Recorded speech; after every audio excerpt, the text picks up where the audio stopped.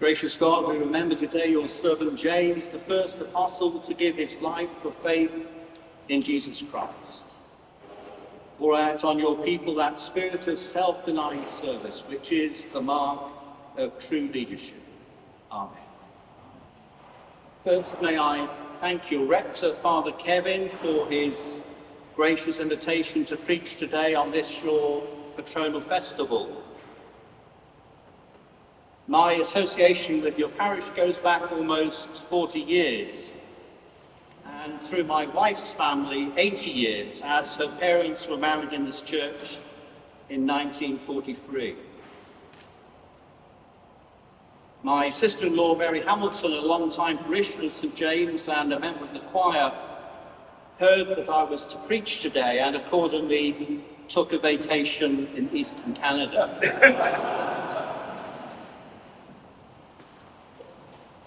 Some of my retired clergy colleagues obviously got the memo and are not here today. I was especially pleased to be welcomed by Father Neil Gray on my arrival in the parish this morning. Fresh from his 40th anniversary, he was assistant sidesperson. I have much to look forward to in the years to come.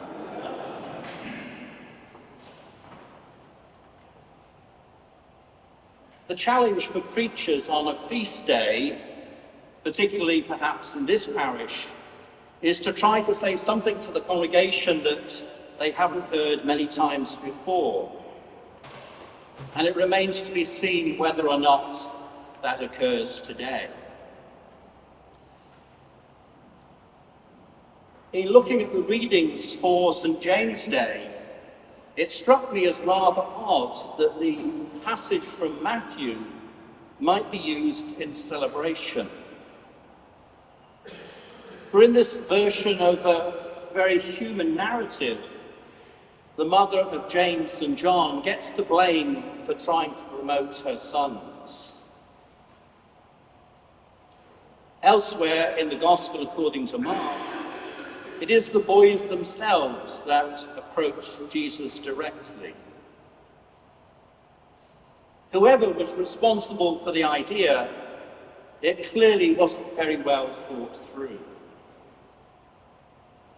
Jesus is clear in rejecting the idea by saying that if the pair are able to drink the cup he was about to drink, when they say they can, Jesus reminds them that giving seats at his right and left is something only God can grant. And if that wasn't enough for put down, the brothers then had to face the understandable wrath of their fellow disciples. They, of course, were not best pleased that James and John thought they were more central to Jesus' inner circle than the rest of them. Other than to show the fickle nature of human beings who often want to be at the center of things, perhaps it also shows us that in the kingdom, no one is more important than any other.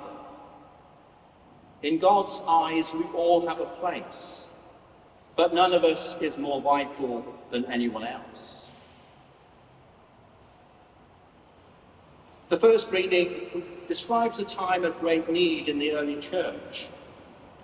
One member, Agabus, prophesied there'd be a severe famine affecting the known world. The disciples then in Antioch decided, according to their ability, that they would send relief to the followers of Jesus in Judah. We further read that this was the moment that Herod laid violent hands on some who belonged to the church. It was at this time that James was killed, as we are told, with the sword. And it is, of course, for this reason that this passage is set for today.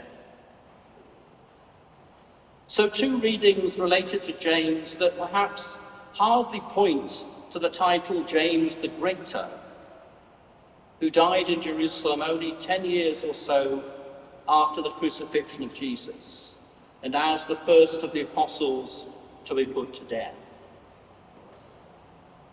Perhaps more noteworthy was that James was chosen by Jesus to accompany him with Peter and John to the Transfiguration and at the Garden of Gethsemane on the night before his Passion.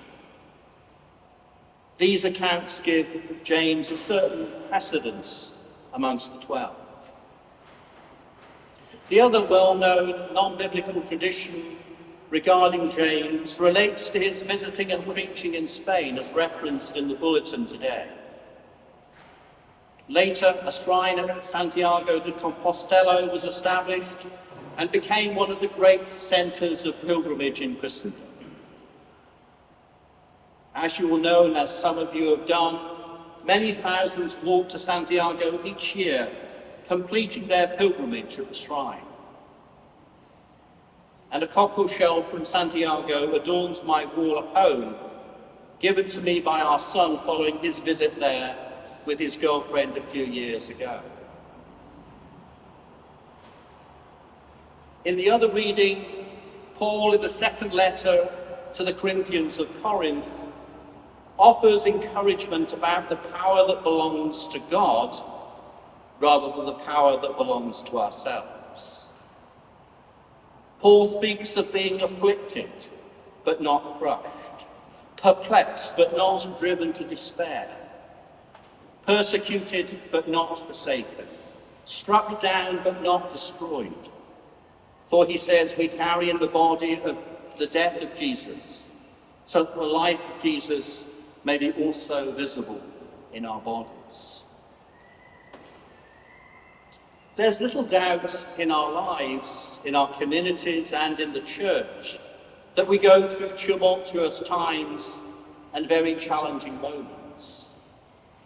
And Paul, as he does elsewhere, for instance in Romans 5, chapter verses 1 to 5, Paul wants his readers to know that come what may, whatever happens to us, we are never crushed, forsaken, or destroyed.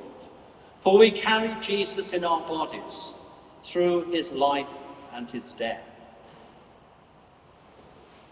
For as those who follow Christ, whatever we face in life, we always have God, and we always have each other. We are never alone, and therefore we have no reason to give up hope. Paul, in speaking of his own suffering, speaks of being down but not out. And that should be an encouragement and a blueprint for all of us. The last few years have been very challenging for the church, not least because of COVID. But it seems to me that St. James is doing well as it emerges from those last few years and is building a stronger, more active congregation, fit for the times in which we live today. Like our parish, you see Zoom as a long-term gain for parish life, rather than something we only do because we cannot meet in person.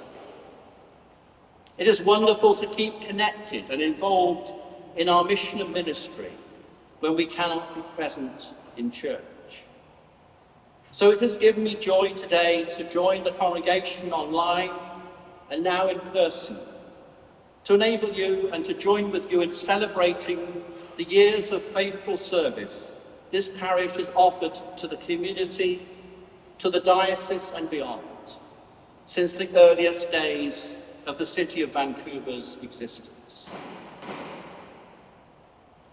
St. James is and remains a faithful beacon for those who live, work in this area, or who drive or walk past this church daily. It is a vision of something that brings us together and provides us with validation and inspiration as we live our lives. And it also offers support and encouragement to those who never enter the building. For as people struggle, we need hope. We need role models. And St. James is that for many people in this area and beyond. The collect for today speaks of James as the first apostle to give his life for Christ. And for those of us who come after James, and especially as part of this congregation, we seek to live our lives in service and sacrifice, as James and others did before he was martyred. May we all receive from God that spirit of self-denying service, which marks out those who seek to be true leaders in the community of faith. Amen.